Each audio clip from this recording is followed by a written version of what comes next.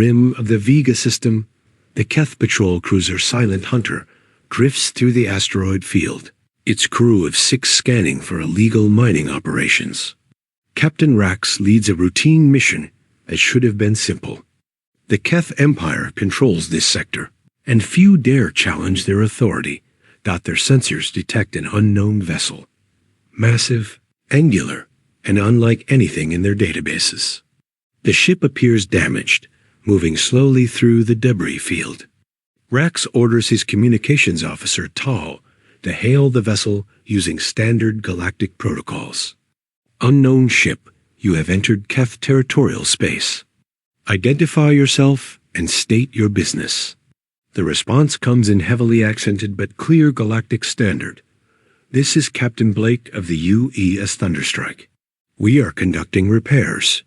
After engine failure, we mean no harm. Rax examines the vessel through their viewscreen. It looks primitive compared to Keth technology. Metal hull plating, visible weapon mounts, and strange markings. The crew laughs at what appears to be an easy target. Surely this backward species will surrender their cargo without resistance. Prepare to be boarded for inspection, Rax commands. Lower your shields and power down weapons. Negative, comes the calm reply. We are in international space conducting lawful repairs. We decline your boarding request. The Keth crew exchanges glances. No one refuses their demands. Rax decides to make an example of these foolish aliens. He orders his weapons officer, Nix, to target their engines with a warning shot. The plasma bolt strikes the human ship's rear section. Damage appears minimal, but surely the message is clear. Instead of surrender, the human vessel slowly turns to face them. Its weapons begin powering up, primitive kinetic cannons and missile tubes. Last warning, Rax transmits. Submit to inspection or be destroyed. Captain Blake's voice returns, still eerily calm. You fired on a vessel of Earth Command. I strongly advise you to withdraw immediately. The Keth crew erupts in laughter. Earth Command? They have never heard of such a pathetic-sounding organization. Rax orders a full attack, confident his advanced ship will easily destroy these primitives. But as the first exchange of fire begins, something goes terribly wrong. The human ship's shields absorb their plasma weapons with impossible efficiency. Return fire from kinetic weapons punches through their own shields like they are made of paper. Alarms scream throughout the Keth ship as hull breaches cascade through multiple sections. How can primitive projectile weapons be so devastating? Sir, Tal reports with growing panic. I'm detecting massive energy signatures approaching our position. Multiple contacts, all massive. The view screen fills with new arrivals. A dozen ships similar to the Thunderstrike, but larger, more threatening. Each vessel broadcasts the same identifier, Earth Command. Captain Blake's voice cuts through their confusion. Keth vessel, you have attacked a ship under Earth Command protection. You now face Task Force 7 of the Human Defense Fleet. Surrender immediately or face total destruction. Rax stares at the overwhelming force surrounding his crippled ship. These humans appeared from nowhere, moving faster than should be possible. Their weapons technology defies everything the Keth know about physics. But the real terror comes when Tal accessed the Galactic military database, searching for any reference to Earth Command. What he finds drains the color from his face. Captain, he whispers, Earth Command? They're the ones who destroyed the Fourth Empire. The species that wiped out the Krell hegemony in 3 days. The military force that made the Zephyrian Collective surrender without firing a shot. Every Keth warrior knows these stories. Whispered. Tales of a mysterious military power that appears from the void, crushing entire civilizations before vanishing again. They thought them legends, myths to frighten children. Now they face the reality that Earth Command is very real, very powerful, and very angry. The human fleet maintains perfect formation around the damaged Keth ship. No demands, no negotiations. Just the silent promise of annihilation if they make one wrong move. Rax realizes his crew has made a catastrophic mistake. They did not attack some primitive backwater species. They attacked Earth Command, the most feared military force in Nar. Known space. As his ship continues to lose atmosphere and power, Rax must decide, surrender to these legendary warriors, or die fighting against impossible odds.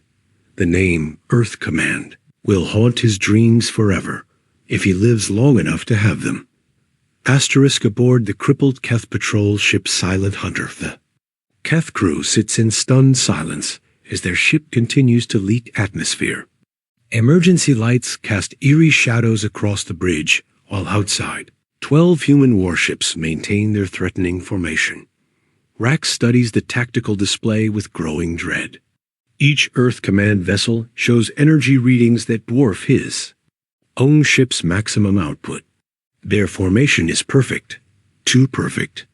These humans move like they have fought together for decades. Sir, Navigation Officer Vex reports quietly. I'm analyzing their approach vectors. They didn't come from any known jump point. It's like they materialized from empty space. Tal continues searching the military database, his hands shaking as he reads classified reports. Captain, there are more files here. The Vorth Empire had 60,000 ships when Earth Command found them. The entire fleet was destroyed in 18 hours. The bridge crew exchanges terrified glances. 60,000 ships. The Vorth Empire had been the strongest military power in 3 sectors. How could any force destroy them so quickly? What about survivors? Asks Weapons Officer Nix, his usual arrogance replaced by fear. According to these records, Earth Command left 1 ship intact. A messenger to spread word of what happens when you cross them. The survivor reports describe human weapons that can crack planets and ships that move faster than light without using jump gates. Through the view screen, they watch the human fleet adjust position. The movements are subtle, but deliberate, classic predator behavior. These ships are not just powerful. They are operated by experienced killers. Captain Blake's voice returns over their communication system.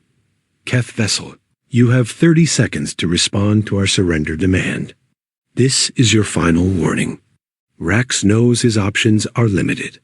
His ship cannot fight, cannot run, and cannot hide. But surrendering to Earth Command means acknowledging that his empire, the mighty Keth, are nothing compared to these mysterious humans. Open a channel, he orders reluctantly. Keth Patrol. Ship Silent Hunter to Earth.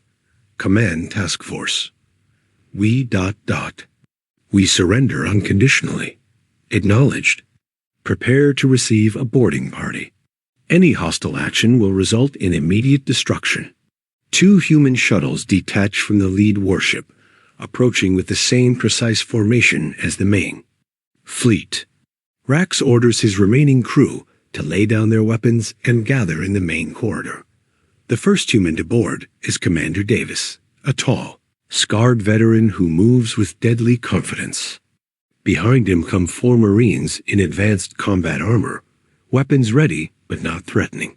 I am Commander Davis of Earth Command Fleet Operations, he announces in perfect Galactic standard. Your ship fired on one of our vessels conducting lawful repairs. This constitutes an act of war. Rax tries to maintain some dignity despite his terror. I am Captain Rax of the Keth Imperial Navy. We were conducting routine security operations in our territorial space. Davis examines the bridge with professional interest, noting the damage from their brief exchange of fire. Captain, this sector was declared neutral space by the Galactic Accords of 2387. Your territorial claims are not recognized by Earth Command. We have controlled this system for over 200 years, Rax protests weakly. And Earth Command has been protecting free navigation rights for over 400 years, Davis replies calmly. Your historical claims are irrelevant. The human commander's casual mention of 4 centuries shocks the Keth crew. Their own empire is barely 300 years old. These humans have been a galactic power since before the Keth even reached space. Davis continues his inspection, occasionally making notes on a handheld device. Your crew will be processed as prisoners of war and returned to Keth space with a formal diplomatic protest. Your ship will be impounded as evidence of unprovoked aggression. What happens to us? Tal asks nervously. You will deliver a message to your government, Davis explains. Earth Command does not seek conflict with the Keth Empire, but we will defend our ships and citizens from any aggression. This incident will be reported to the Galactic Council as a violation of neutral space. The implications hit Rax like a physical blow. If Earth Command reports this to the Galactic Council, the Keth Empire's reputation will be destroyed. Every other species will know they attacked the legendary human fleet and were easily defeated. But worse than the political consequences is the military reality. Now clear to every Keth warrior, Earth Command is not a myth or legend. They are real, they are powerful, and they have been watching from the shadows for centuries. As Davis completes his inspection, Rax realizes his people have been living in a carefully maintained illusion of strength. The Keth Empire rules only. Because Earth Command allows it, the humans have been the true power all along. Asterisk. Keth Imperial Command Center, 3 days after the incident, High Admiral Kane stands before the War Council of the Keth Empire, his career hanging by a thread. The holographic displays show tactical analyses of the encounter between the Silent Hunter and Earth Command forces. Every simulation ends the same way: total Keth defeat.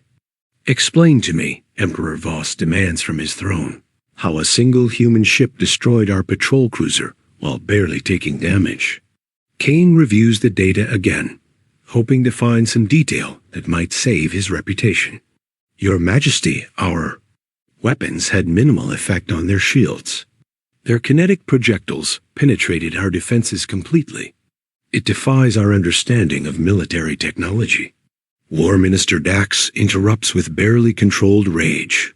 You told us Earth Command was a myth. Intelligence reports suggested they were scattered pirates using human technology. The intelligence was wrong, Kane admits reluctantly. Earth Command appears to be a unified military force with capabilities far exceeding our projections. The Emperor studies the tactical readouts showing 12 human warships appearing instantly at the battle site. How did they respond so quickly? Our nearest reinforcements were 6 hours away. Unknown, Your Majesty. They seemed to materialize from empty space. No jump signatures, no approach vectors. They were simply there. Science Advisor Nell steps forward with additional disturbing information. Your Majesty, I have been analyzing historical records since this incident. There are patterns we previously dismissed as coincidence. The holographic display changes to show a galactic map with markers indicating major military defeats over the past century. The mysterious collapses of the Fourth Empire, the Krell hegemony, and the Zephyrian Collective. In each case, Nell continues, the defeated empire had recently encountered ships identifying as Earth Command. Within months, their entire military structure collapsed. Emperor Voss leans forward with growing concern. Are you suggesting Earth Command was responsible for these defeats? The evidence suggests a pattern of escalating response, Your Majesty. Initial contact, demonstration of superior force, then complete military destruction if the target species continues aggressive behavior. The War Council exchanges nervous glances. Everyone knows the stories of these fallen empires, but they had attributed the defeats to internal conflicts or unknown alien threats. The possibility that one species, humans, could be responsible for such widespread destruction is terrifying. Defense Minister Rex brings up another troubling point. What concerns me most is their restraint. Earth Command could have destroyed the Silent Hunter instantly, but they chose to disable and capture instead. This suggests sophisticated military doctrine and clear rules of engagement. Kane nods grimly. Commander Davis mentioned that Earth Command has been protecting free navigation rights for 4 centuries. This implies a long-term strategic presence in galactic affairs that we completely failed to detect. The Emperor processes this information with growing unease. The Keth Empire prides itself on superior intelligence gathering and military preparedness. The idea that an entire human civilization has been operating under their awareness is humiliating. What? Do our allies report about Earth Command? He asks. War Minister Dax consults his files. Initial responses indicate widespread knowledge of Earth Command among older civilizations. The Altarian Republic describes them as galaxy guardians who maintain balance between major powers. The Centauri Federation calls them the Watchers, who prevent any single empire from becoming too aggressive. And they never shared this intelligence. With us? Apparently, Your Majesty, most species assume everyone knows about Earth Command. They have been a constant presence in galactic politics for so long that mentioning them seems unnecessary. The implications are staggering. The Keth Empire has been expanding aggressively for decades, believing themselves to be the dominant military power. Meanwhile, Earth Command has been observing, evaluating, and apparently preparing for the day when Keth ambitions would require correction. Emperor Voss stands and paces before the tactical displays. What are Earth Command's likely next actions? Kane reviews the diplomatic protocols mentioned by Commander Davis. They will file a formal complaint with the Galactic Council regarding our violation of neutral space. This will be accompanied by complete tactical recordings of the engagement, which means every species in the galaxy will see how easily they defeated us. Yes, Your Majesty. The Emperor stops pacing and faces his war council with the expression of grim determination. Then we have 2 choices. Acknowledge Earth Command's superiority and adjust our expansion policies accordingly, or prepare for a war we cannot win against an enemy we do not understand. The silence that follows this statement speaks volumes. Every member of the War Council understands that the Keth Empire has suddenly discovered they are not the apex predators of the galaxy. They are merely another species that Earth Command has been watching and waiting to correct. The age of Keth dominance may be ending before it truly began. Galactic Council Chambers. 1 week after the incident, Ambassador Cole stands at the podium in the center of the great circular chamber, surrounded by representatives from 47 different species. This is the first time in decades that Earth Command has requested an official hearing before the Galactic Council. Most species watch with intense curiosity. Many have heard whispers of Earth Command, but few have seen their representatives in person. The humans appear unremarkable. Average height, no visible weapons, simple uniforms bearing only the distinctive Earth Command insignia. Council Speaker Tam, an elderly Altarian, calls the session to order. The Galactic Council recognizes Ambassador Cole of Earth Command. You may present your formal complaint. Cole activates a holographic display showing the encounter between the Silent Hunter and the Thunderstrike. The recording is crystal clear, captured from multiple angles by Earth Command sensors. Honorable Council members, 7 days ago, Keth Imperial forces fired upon the UE's Thunderstrike while conducting lawful repairs in neutral space. This unprovoked attack violated Articles 12, 15, and 23 of the Galactic Navigation Accords. The Keth representative, Admiral Kane, rises to object.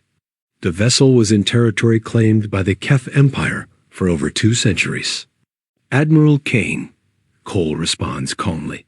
Earth Command does not recognize unilateral territorial expansion into neutral space. These claims were never ratified by the Galactic Council. Speaker Tam examines the star charts. The records confirm that this system was designated neutral space by unanimous Council vote in 2387. The Keth Empire was a signatory to that agreement. Murmurs ripple through the chamber as other representatives realize the implications. The Keth have been illegally claiming neutral territory, while Earth Command has been silently protecting it. Cole continues his presentation. This incident represents a pattern of aggressive expansion by the Keth Empire into neutral space. Earth Command has monitored 17 similar violations over the past 2 years. Monitored? Kane interrupts with obvious frustration. Where were you? We detected no Earth Command presence in those systems. Earth Command maintains continuous patrols throughout neutral space, Cole explains matter-of-factly. Our ships operate under stealth protocols unless intervention becomes necessary. The casual admission sends shock waves through the chamber. Earth Command has been secretly patrolling neutral space for years, watching everyone without being detected. The technological implications are staggering. The vegan representative, Commander Zor, asks the question on everyone's mind. Ambassador Cole, exactly how extensive is Earth Command's presence in this galaxy? Cole considers his response carefully. Earth Command operates a fleet of approximately 12,000 vessels across 47 sectors. We maintain monitoring stations in all major trade routes and have rapid response capabilities for any threat to galactic stability. The number hits the chamber like a physical blow. 12,000 ships, larger than most empires' entire military. Forces. The Keth Empire, considered one of the most powerful military forces in the galaxy, operates barely 3,000 vessels. Emperor Voss himself has arrived for this hearing, unable to delegate such a critical moment. Ambassador, if Earth Command possesses such overwhelming military superiority, why have you remained hidden? Earth Command's mission is to maintain galactic stability and protect free navigation, Cole explains. Open displays of military power often create more problems than they solve. We prefer to work behind the scenes unless direct intervention becomes necessary. The Centauri representative nods knowingly. This explains the sudden collapses of several aggressive empires over the past century. Earth Command was responsible for stopping them. We intervened only when those empires threatened galactic stability through excessive aggression, Cole confirms. The Vorth Empire was enslaving entire species. The Krell hegemony was destroying civilian shipping. The Zephyrian Collective was attempting to monopolize essential trade routes. Speaker Tam reviews historical records on his display. In each case, these empires were offered opportunities to cease their aggressive behavior before Earth Command took action. That is correct. Earth Command always prefers diplomatic solutions to military ones. Admiral Kane realizes his empire now faces the same choice that destroyed the Vorth, Krell, and Zephyrians. What does Earth Command require from the Keth Empire? Cole's response is direct and non-negotiable. Immediate withdrawal from all illegally claimed neutral territories, compensation for damages to the UE's Thunderstrike, and formal acknowledgement of Earth Command's authority to protect neutral space. The chamber falls silent as everyone understands the implications. The Keth Empire must choose between accepting Earth Command's terms or facing the same fate as the other aggressive empires. Emperor Voss looks around the chamber, seeing the mixture of relief and concern on other representatives' faces. Relief that someone is finally checking Keth expansion. Concern about what Earth Command's revelation means for their own future actions. We need time to consider these terms, he says finally. You have 48 hours, Cole replies simply. After that, Earth Command will take appropriate action to ensure compliance. The age of hidden watchers has ended. Earth Command has stepped into the light.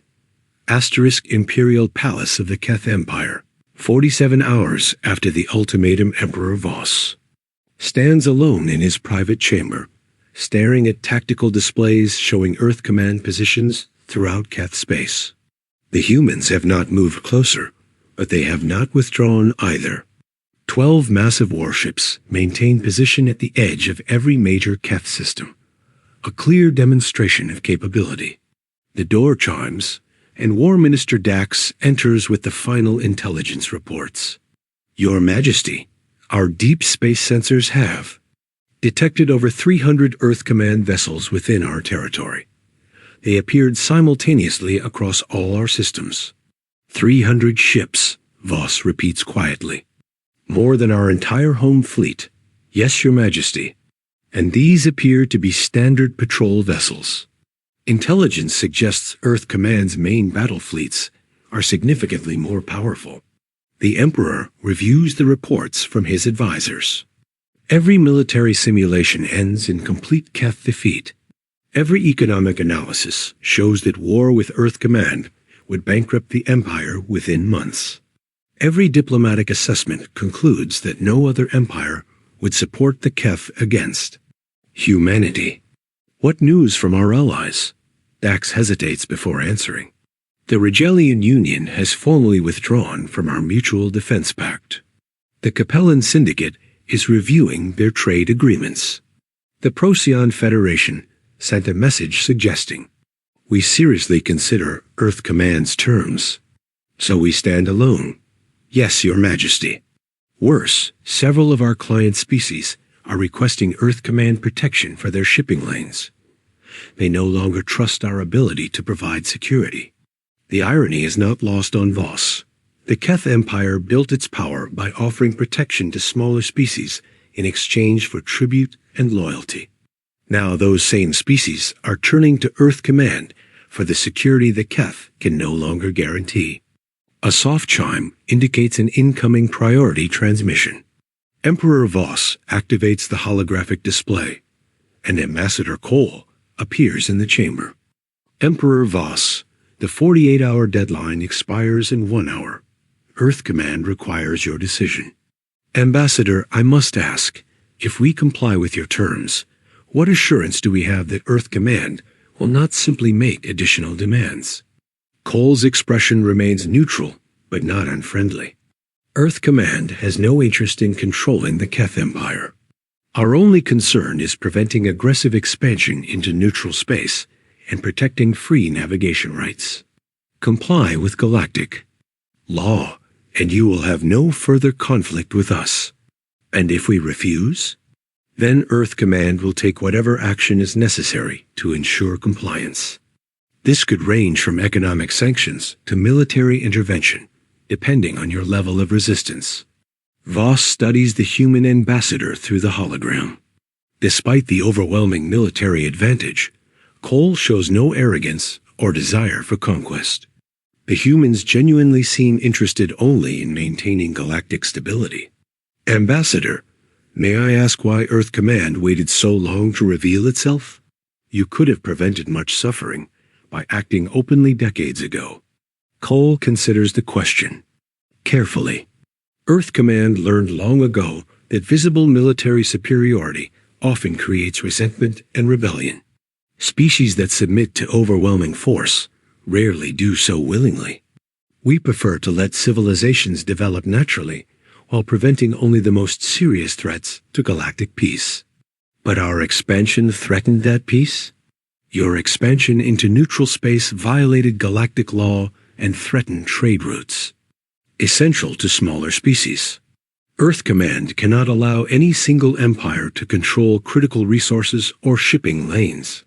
The Emperor realizes this conversation represents more than just the Keth Empire's fate. Earth Command is explaining the rules that have governed galactic civilization for centuries, rules the Keth never knew existed. Very well, Ambassador. The Keth Empire formally accepts Earth Command's terms. We will withdraw from all contested neutral territories within 30 days and provide compensation for damages to your vessel. Thank you, Emperor Voss. Earth Command looks forward to peaceful relations with the Keth Empire. The transmission ends, leaving Voss alone with the magnitude of what has just occurred. The Keth Empire has gone from galactic superpower to regional authority in the span of a week. But as he reviews the new situation, Voss realizes this may not be entirely negative. The constant military expansion had been draining the Empire's resources and creating enemies throughout the galaxy. Perhaps focusing on internal development rather than external conquest will ultimately benefit his people.